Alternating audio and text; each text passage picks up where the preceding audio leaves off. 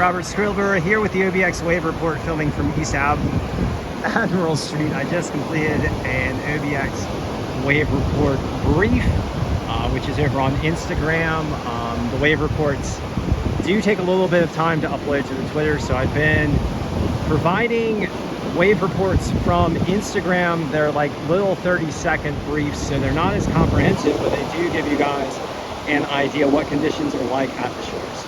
So right now, waves in the range of 2 to 3 feet, maybe up to 4 foot on the set. So like big, actually big and powerful waves with a slight northeast wind here at East Admiral Street. Beautiful summer conditions here with temperatures in the lower 80s, light winds out of the northeast, and beautiful waves here. The Gulf Stream water influence is in full effect with the ocean now, so the ocean is beautiful blue-green.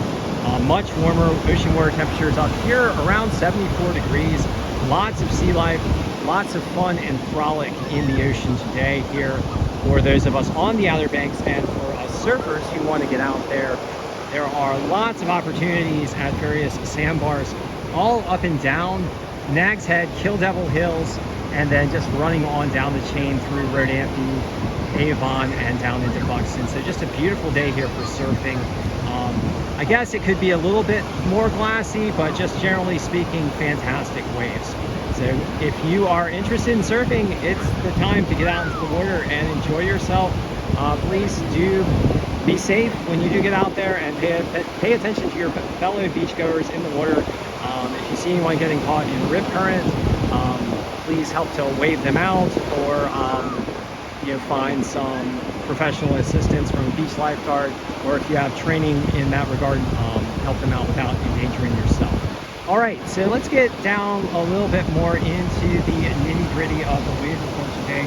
Today is Friday, June 30th, and as for those of you who've been following me, you'll know that that means it is another Fridays for Future, where we ask you guys to support your climate activists, from Greta Thunberg to Bill McKibben to all the climate scientists and all the fantastic youth climate activists and all the climate activists we have. On this day, that message is particularly poignant, as we have seen global temperatures rise above the 1.5 degrees Celsius range for multiple days now. Now, these are new record global surface temperatures in the ocean, and on the land surface in the air. So we have recorded, just once again, record global land and ocean surface temperatures in the 2-meter range, just in the atmosphere. So this data provided by the European Union's Copernicus Climate Monitoring System, which is an expert agency.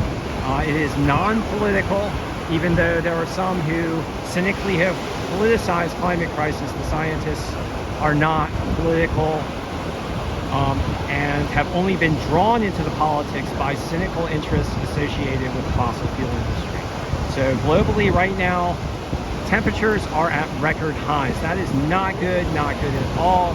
It underlines the fact that we really need to rapidly deploy clean energy and get those carbon emissions down, and then do all the things that we can to revitalize our Earth system by helping protect our oceans and our forests and our lands and our living and growing things particularly.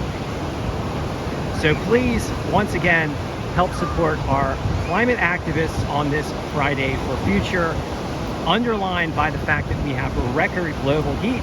And if you are in the U.S. Southeast right now, you're experiencing a lot of that record heat right now in the form of temperatures in the upper 90s and into the 100s, ranging from Texas all the way up through Oklahoma, down through the Gulf Coast, and then expanding on into the Southeast as a big old heat dome sinks into the United States. In the north, we have Canadian wildfires, which are also an impact of human-caused climate change, and the wildfires in North America generally overall are much more intense than is typical for this time of year. All upshots from that record extreme heat that we are experiencing on a global level. All right, so let's get back down to the waves. Right now, for the official wave report here at Nags Head, We've got waves in the range of 2 to 3 feet. I'd say we got some 4-footers here on the sets. Primary swell coming in out of the east-southeast at 2.7 feet. That is a 7-second swell. As we watch a surfer drop in on one right now, you can see that white where it's like taller than he is. Winds coming out of the north-northeast at 6 miles per hour. Air temperatures in the range of about 80 degrees. Ocean water temperatures warming up all the way to 74 right now. And weather conditions for the Outer Banks today, mostly sunny, highs in the lower 80s. Northeast winds 5 to 10 miles per hour. Less than a 10% chance of precipitation today, although looks like tomorrow we might get some thunderstorms as some more energy moves in from the south and west. Heading on down to Road Anthony, we got waves in the range of 2 to 3 foot plus with an east-southeast swell at 3 feet at 8 seconds. North-northeast winds coming in at 7 miles per hour. Air temperature also around 80 degrees. Ocean water temperature all the way up to 78, which is just nuts. And weather conditions for the Outer Banks the same. The weather forecast that I provided for you is basically the same throughout the Outer Banks. Mostly sunny, highs in the lower 80s.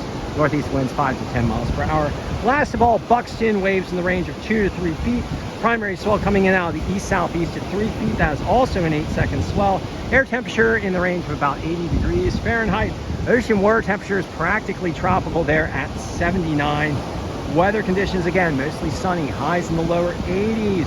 Northeast winds 5 to 10 miles per hour. So thank you for joining me for this Friday for Future session of the OBX Wave Report as we watch some beautiful waves peel in off this sandbar on this Friday, June 30th, as we get closer and closer to the 4th of July, as we celebrate independence and the emergence of our wonderful democracy here in the United States, a democracy that is precious and unique to the world. So looking forward to celebrating that on the 4th of July.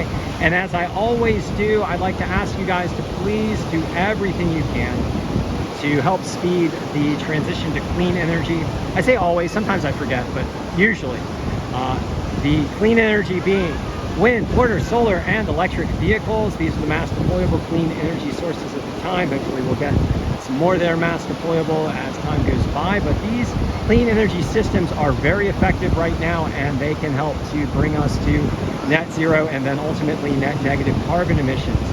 Carbon emissions coming from fossil fuel burning, and the impacts being what we're seeing now: record global heat, very severe heat waves in the central US, wildfires up in Canada, and then for the coastlines, rising sea levels, more intense storms, and a nasty ocean acidification that harms so much of our sea life. So thank you for joining me once again on this Friday for Future. Please support your climate activists wherever you are.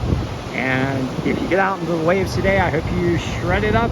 But I also hope that you remember that we are all a part of this global system that affects the climate, and we can all do our part.